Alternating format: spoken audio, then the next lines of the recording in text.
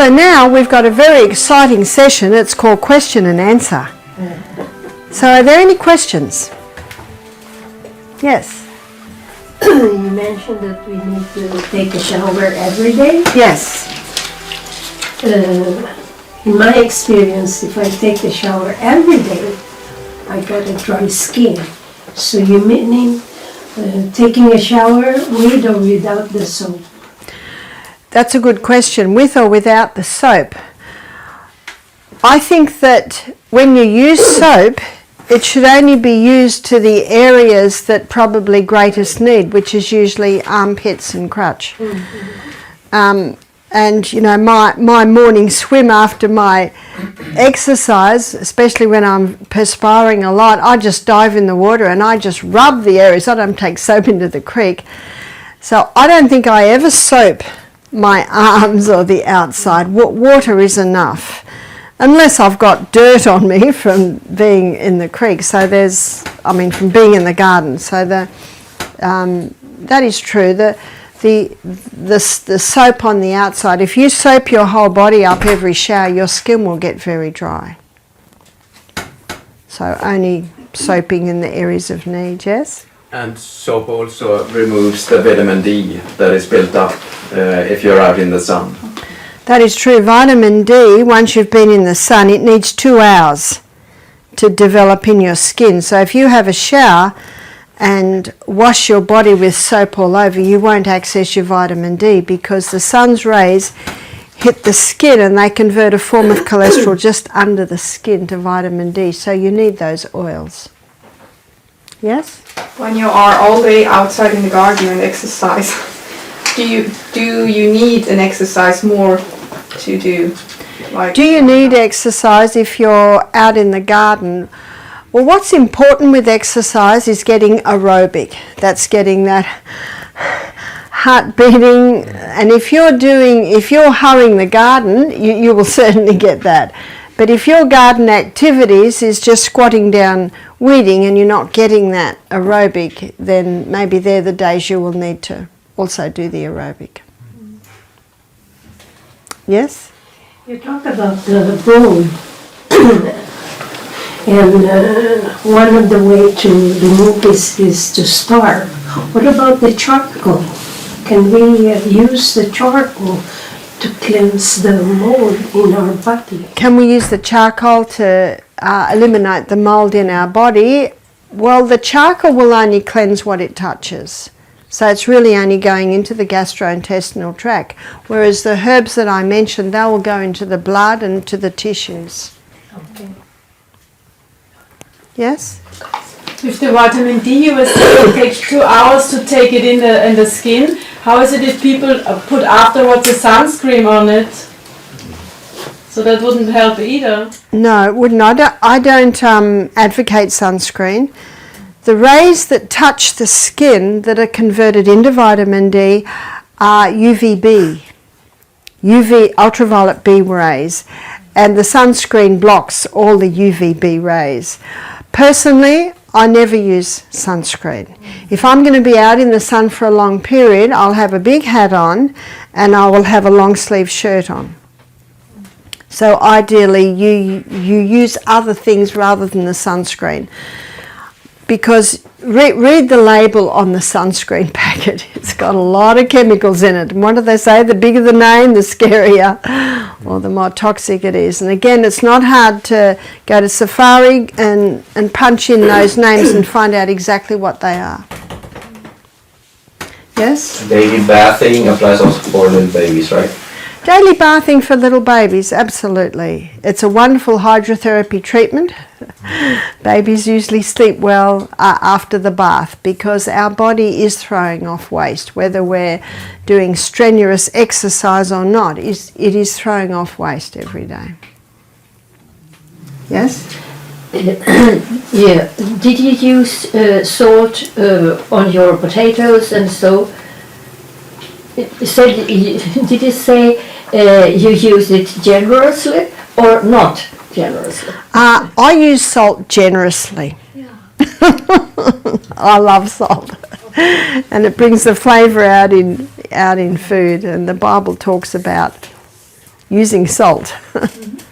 I'm just thinking of arguments I've heard about salt, not that I believe it or just talking with other people.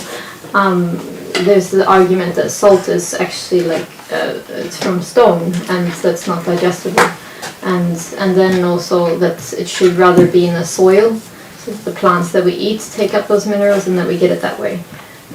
What would you say? So when they say salt should be in the soil, we're looking at minerals.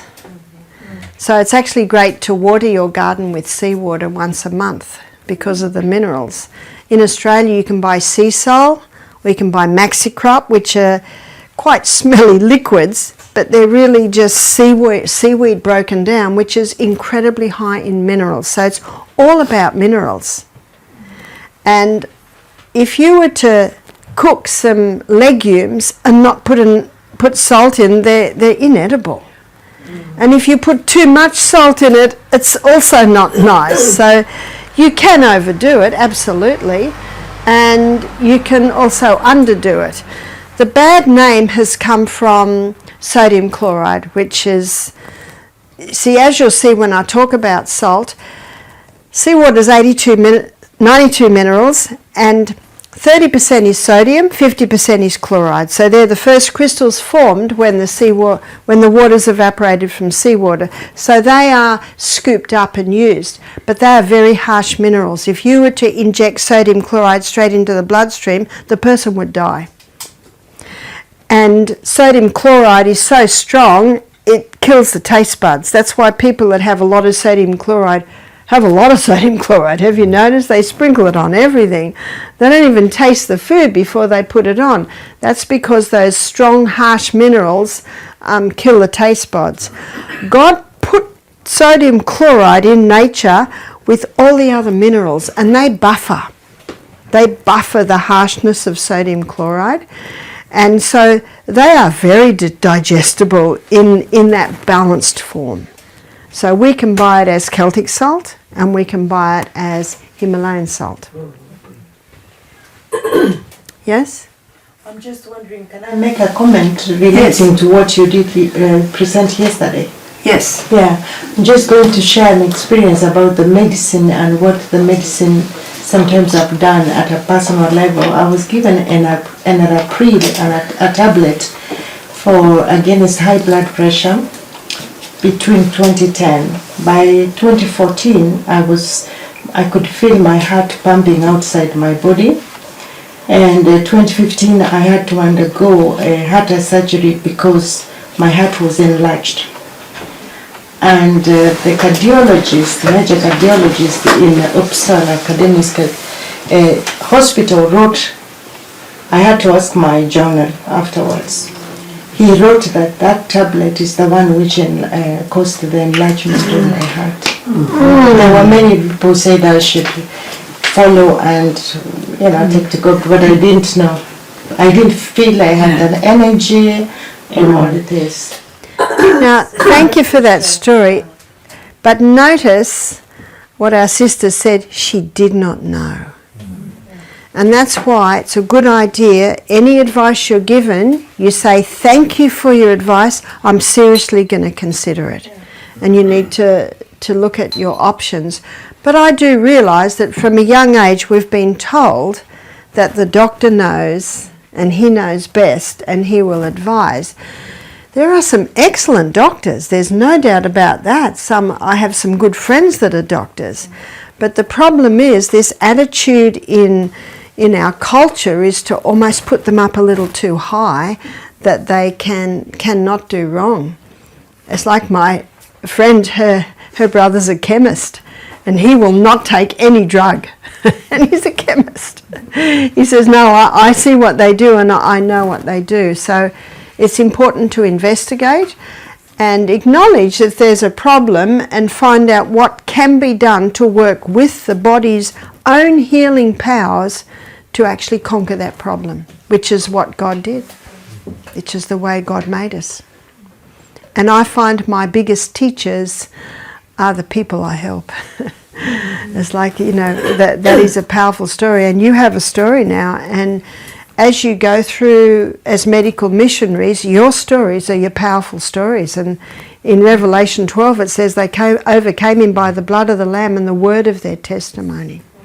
So the more you do this, the more stories that you will get.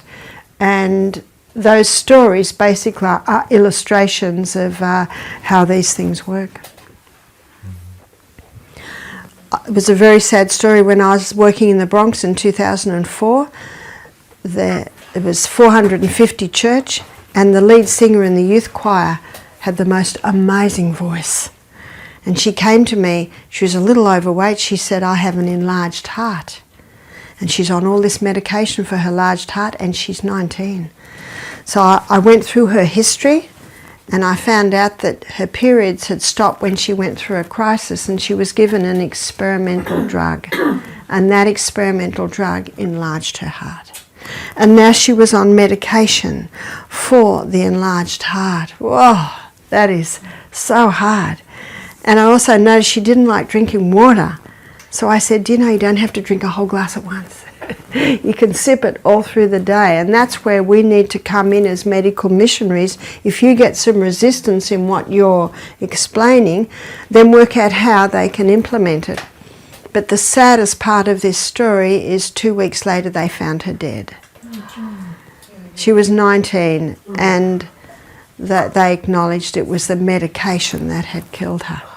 Very, very sad story. Very sad story. But they're illustrations to show that there is only one way that heaven approves in healing, and that is the way that works with the body's healing processes. It makes no sense to go against them. That's why, remember Hebrews 10:35, cast not away therefore thy confidence, in the which is great recompense of reward. And I'm sure there are people who have experienced the reward of working with the body. And also just waiting to let the body heal. Any more questions? Yes? Since we talked about salt earlier, what is your experience with magnesium oil? My experience with magnesium oil is very positive. In fact, the research is showing that magnesium oil, which is applied topically to the outside of the body, is more effective and picked up more efficiently than taking the magnesium by mouth. And there can be a time for both. Our massage therapists always have magnesium oil. See, magnesium is a muscle relaxant. And so whenever you've got tight muscles, cramping muscles, the magnesium oil can be very effective.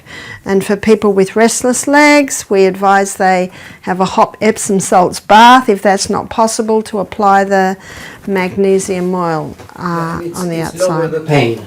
Yes, it does, because cramping muscles can cause pain.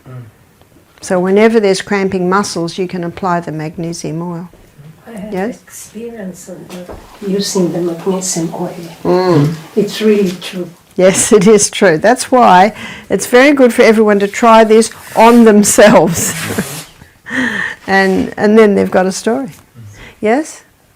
Yeah, when you have the restless leg syndrome, should they take it during the day or should they do it at night time when they have the problem with magnesium? Ideally before they go to bed, because that's often when the restless legs start, so just before they go to bed, or people that, the hot Epsom salts bath. Two things relax muscles, that's moist heat and magnesium. So in an Epsom salt bath, you've got them both there. But Dr. Neil Nedley, I went to a seminar by him, and he said, exercise those legs. You've really got to exercise those legs. So the exercises that are particularly working the legs are rebounding, trampolining, exercise bike, also swimming. Swimming's quite good. So the legs have to get some exercise. How much do you use of this magnesium oil? Spray? Well, I guess you would just feel your way with that. Obviously, if you put too much on, it's going to be dripping everywhere, but you can certainly rub it in, and you really can't overdo it. But do you do it in the whole body, just on the legs? No, just the legs. Just the legs, okay. Yeah, just the area that's feeling it. And once is enough and then go to Often it is. If someone wakes with them at the night, they can certainly apply it again. But I've also had, women with period pain where their stomach's cramping, people with diarrhea or muscle pain, they can apply it to the abdomen and it can relax the cramping there. Pardon? Growing pains? Growing pains is a little different. Yeah. Growing pains can perhaps be a little bone too. But you can certainly try the magnesium oil for growing pains. It's worth a try. Yes? I had restless legs and I thought, well, I have been drinking quite a lot of water. Perhaps I should take salt. And that helped. Yes. Now that's a very good point. And the reason why you were helped with that is that in the Celtic salt there are 3 magnesiums. There's magnesium chloride, magnesium bromide and magnesium sulfate. So that's why. And people with restless legs, they might even find that that doing that, taking the salt before every glass of water. Yes? When you say that the skin is breathing, you mean that it takes up oxygen like the lungs? Not as much. But there's the very sad story of the little girl who was painted gold for a play and she died. And when they filmed, I was reading the report on the James Bond movie Goldfinger. Apparently they had to paint the model gold for this scene. And I was reading they had to paint half her body, shoot that, take that off, paint the back part of her body, then shoot that. Another illustration that you can't cover the whole body because it does breathe. Not quite as much oxygen as the lungs are taking in, but it needs to breathe, it needs air. But are you saying that the people who are having tattoos all over the place, that their skin cannot breathe? It's a bit difficult to breathe in those areas, yeah. What about the dry brushing our skin? The dry brushing of the skin is very effective because the top layer of your skin is dead.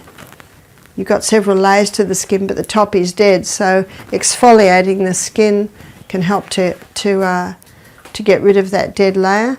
In our steam sauna, we have the guests have 3 hots and 3 dives in the creeks. And in the middle sauna, we have a container of Epsom salts crystals, and they rub that onto their skin in the second steam for 3 reasons.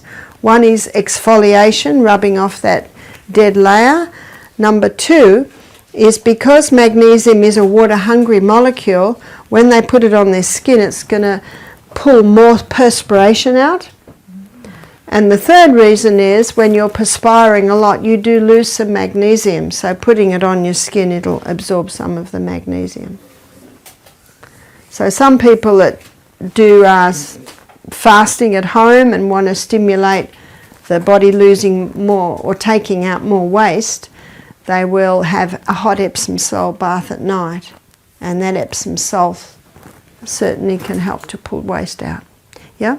Is magnesium also a recommendation for people with fibromyalgia? It can be. It certainly can be. Fibromyalgia, there are a few theories behind that. Some of the theories are build up waste in the tissues. Some theories are fungal growths in the tissues. There are a few theories. Yes? There's several people that talk about eating seaweed, and you mentioned that the heavy metals drop down to that level. And the plastic too, is it safe? Or? That is a question mark with seaweed. I'm hesitant, and I'm also hesitant with kelp, because there's hardly a part of our seas today that aren't polluted. That is true.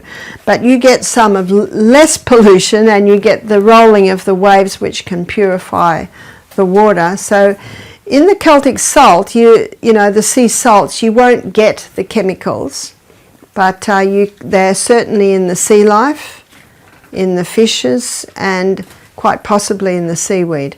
So I guess if you do buy seaweed, you want to look for organic seaweed, which means that they've collected it from a fairly safe area, and hopefully even tested it that it doesn't have the chemicals. But the highest concentration of the chemicals will be in the sea life. So especially, you see, your sea's vacuum cleaners are the oysters, the crabs, the lobsters and the prawns. They're certainly taking it in. And you know, the Bible considers them unclean anyway. Yeah. And we shouldn't be eating them.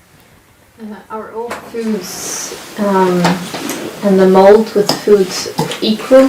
Like bread, that's very obvious, it's like the other thing, but I'm thinking of a carrot. Sometimes it gets a black spot on it. Yeah. You can't just take it off. It looks fine, the rest of it. Yeah, it is hard, especially when you've grown the pumpkin and only one little bit's mouldy, but we just throw it all, so ideally. It's all bad, you reckon? Well, the sourdough bread is the better bread. The sourdough bread does not have mould in it. The sourdough bread is a combination of wild yeast and lactobacillus, and what happens is the lactobacillus consumes the wild yeasts. Mm-hmm. So the sourdough bread is the very best bread the to use. vegetables, it's all bad if it's black, Yeah, tiny bit. yes, the best to discard if you see any traces there. Because I don't know why it does comment on that fruit and vegetables if it's... We have a saying, if in doubt, chuck it out. Yeah. Discard it. Makes good compost. Yes? You talk about the legumes. I usually cook a large portion of beans. Yes. And keep it in the refrigerator. Yes. So around 2 or 3 times a day we eat the beans. Yes. Breakfast. Yes. Is there any advantage of it? Not really. Even the sprout, we eat the 2-3 times one has a to day. be very careful of sprouts because sprouts can mould very easily because they're in such a moist environment. I've got a friend and he always puts a little bit of colloidal silver in the water he washes his sprouts with. I went to a seminar one day and the presenter had sprouts that he'd bought from different shops, supermarkets. Every one of them tested positive for mould. But I sprouted myself. Yeah, and you can certainly, they can certainly mould in your house. If you're sprouting, you should wash them 4 times a day. Yeah, and I wash it in a running water. And if it's in summer, ideally the sprouts are in the fridge because the warm moisture can do it. But a piece of information for you, and I got this out of Nutrition Almanac. Nutrition Almanac is the book that tells you what's in every food. They do a new copy of nutrition, new edition about every 4 or 5 years. 1 cup of cooked lentils is 15 grams of protein. 1 cup of lentil sprouts is 6.5 grams of protein. So when you sprout the legume, you bring it back to a plant. So you're lessening the protein levels. Because I've heard raw food advocates say, eat the sprouts instead of the cooked because you get more protein, but it's actually not true. You'll get more minerals and you'll get a few more vitamins because you're back to a plant. But regarding protein, you get more protein from your cooked legumes.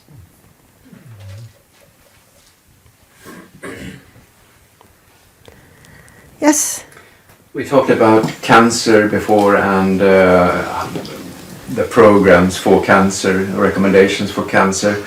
Does it vary between different types of cancer? For example, lung cancer versus blood cancer? Yes, it certainly does, depending on the type. So if someone has breast cancer, it's very important that they balance the hormones. And same with prostate cancer.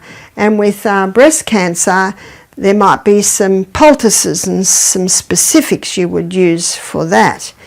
So you're right, it can vary. But with lung cancer, what we advise is mixing a teaspoon of sodium bicarbonate and a cup of water together and getting a spray bottle. And spray and breathe it in. Because remember, wherever sodium bicarbonate touches, it gives a wave of alkalinity to cancer, and cancer loves the acid environment. And there can be a little bit of mastering that one. But see how simple that is? So simple. And with lung cancer, the oil pulling is important to help release waste from the lungs. Also different poultices. So you are right, different cancers require slightly different things. But the one common denominator is what I gave you before. You've got to get that sweet down, get the glucose levels down, alkalize the tissues, and get the oxygen levels up. Yes? Which proportions from the sodium carbonate and water when you... 1 teaspoon of sodium bicarbonate to 1 cup of water.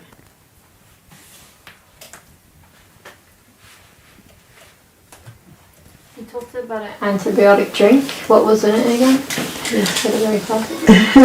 I did. I said it fast because we're going to look at it in more detail when we go through the other. So maybe, unless anyone needs it today,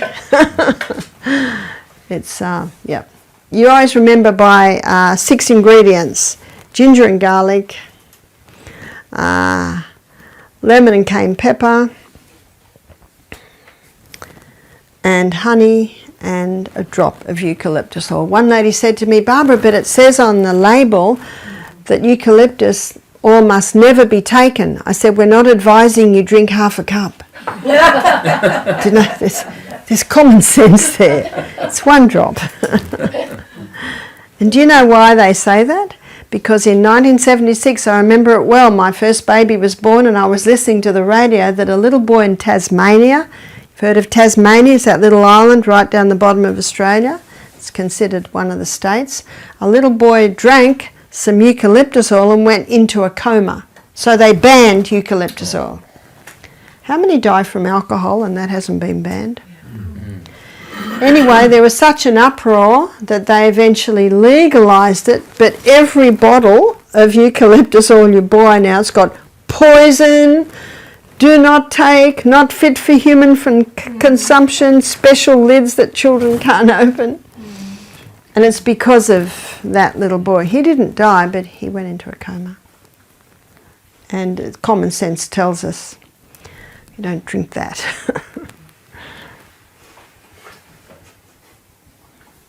I'm always interested in this one. Why? Yeah.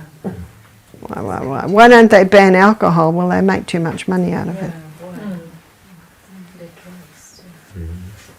And do you know in Australia when the lockdown happened and only essential services were open, do you know what they considered an essential service? The alcohol shops. And yet the churches had to lock down. I would consider the churches essential. I have a question to the fungus, because you said some sorts of fungus or types of fungus, it takes about, or could take about 10 years to get rid of them. What makes them so resistant? Well, the reason why it would be in the body 10 years is because it's getting well fed. So much depends on that. So when people say to me, how long will this take? And I say, well, it depends. All depends how chronic the condition is. All depends on how long it's been there. All depends on how diligent the person is to do what you've got to do to eliminate it. So I'll give you a story. And this story was a true story because a girlfriend of mine met the wife of the man this happened to. So it's in Queensland in New South Wales, and there was a silo where they store grain, and the inside of the silo was white because there was water damage. What's the white? It's mould. So these 3 men were told to go in and clean the walls of the silo. So they opened the door, had a look. 2 of the men said, we're going to get some protective clothing for this. And the 3rd man said, we don't need protective clothing. And he got a shovel and he began to chip off the mould lining the wall of the silo. So it was about 10-15 minutes when the 2 other men came back, and they looked like they were about to walk on Mars. In other words, it's acknowledged how toxic this is. When they opened the door, their friend was lying on the ground. They ran to him, he was dead. So when he chipped like that, he breathed in, through skin, just to swallow, it's everywhere, and he had an anaphylactic shock because it was so toxic, and he died. And that story actually went into the newspaper. That's why I wrote the book Self-Heal by Design. Most people don't realise how toxic mould is. But it was like, he chipped it off, it was solid. So when you chip it off, there was quite a build-up there. Of course, it's everywhere. Now the worst thing you can clean mould with is bleach, because when bleach and mould get together, they create a very toxic mix. My daughter told me there was a newspaper article in the US where a lady went into a mouldy bathroom, all the windows and doors were shut, and she cleaned it with mould, and they found her dead. Most people clean mould with bleach, but it's usually a little bit and the windows are open. So what can you clean mould with? What kills it very effectively is vinegar, and also sodium bicarbonate. So what you do is you clean it with vinegar, sodium bicarbonate, and then when it's clean, but what I suggest, if it's quite bad, you go in, masked up, remember this stuff's toxic, spray the whole area with vinegar and walk straight out. You can come back in 10 minutes, it'll be dead, and then you wipe it up. But if you spray straight away and wipe, the spores will go into the air and you'll get a dose of it. And then wipe the whole area over with a damp cloth that's got a couple of drops of clove essential oil. That's very strong antifungal. And then go and ring up the builder or the plumber and find out why it was there. Unless it was very damp and it was closed up for 6 months, then it's obvious why it's there. But vinegar and sodium bicarbonate, would you use them together, because don't they neutralize each other? Well, you get this great reaction, and in that, all that fizzing up, you can scrub it. But does it have the detoxifying effects if it's not? Yeah, but usually you can use it separate. Yeah, that's a great way to clean your teeth. Just have a little bowl of sodium bicarb, dip your toothbrush in. In fact, toothpaste, you know how they're chalky? They're mostly sodium bicarbonate. Okay. And if you want the nice peppermint, just put a drop of peppermint oil in. Yeah. When you have a yeast infection, should you also not eat bread? You can eat the sourdough, but not yeast bread, because yeast bread, that yeast will feed it. So if someone has a yeast problem, all yeasts, Torilla yeast, brewer's yeast, Marmites, Vegemites, yeast bread, all the yeasts must go. Brewer's yeast? I'll never use brewer's yeast. You can't kill yeast.